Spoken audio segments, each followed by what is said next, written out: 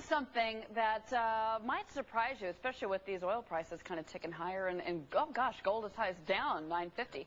But you know, oil has been hovering around that $80 mark, and one of the things that has actually happened in this country is the popularity of private jet travel. It's actually rising because of the bad economy. It may not make sense, but it actually does. Todd is the president of BlueStarJets and the CEO of BlueStar, Ricky Sitomer, and they're both with us. And gentlemen, thank you for coming on Fox Business. We met over the summer, and I thought your story was so interesting. I wanted to have you come in. So, Ricky, I want to start with you. You both decided to start up this jet. You're brokers, basically. You don't own the jets, but you broker out the jets, rent them out. You did this in 2001 when the dot-com bubble burst. Right. Pretty risky.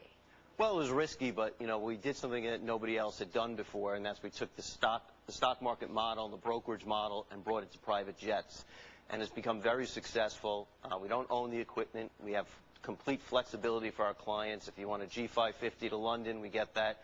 If you want a Hawker 800 XP to go down to Florida, we can do that. Citation 10 to LA. We save you money by giving you the flexibility to change your aircraft.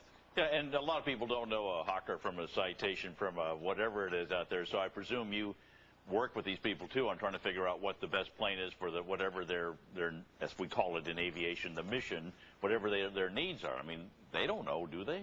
You'd be surprised. Most folks that fly private, most corporations that fly private, actually do know the equipment. They know what type of equipment they like or don't like. As you know, their favorites, yeah. All right, let's talk money, guys. I want to get into this. So you have what's called Share a Jet Exchange. You launched this over the summer, and so basically, if I can get on this website that you have, and then if I want to go to say LA, I can maybe get together with other private jet aficionados and go from New York to LA. What does that cost me then? Well, it's a semi-private program. So what you can do is you can post your trip if you want to go to LA. We're going to match you up with another party. And it's literally going to cost you about 50%. A trip to LA in a Gulfstream is probably about $25,000 to $30,000. It's literally going to be half. It'll be $12,500. Okay, who are your clients then, Todd? Who signs up for this? Well, on the share jet side, we're seeing young families that want to share jets on the holidays, Thanksgiving, Christmas. You know, most folks are going the same direction. If it's Christmas week, a lot of people are going to Aspen. Do you have to buy a block? I have to give you a couple $100,000 up front, or is it piece by piece like a charter? Well, you could use our service two different ways. You could rent the jet by the hour and share it, or you can buy into the program where you can buy 25 hours in a specific How much for 25 hours? 25 hours on a Hawker 400 XP, which is the nicest light jet. It's going to run you $75,000. All right, let's talk about again, you've got families, you've got celebrities. I know that you fly a lot of famous folks around, a lot of top Wall Street guys.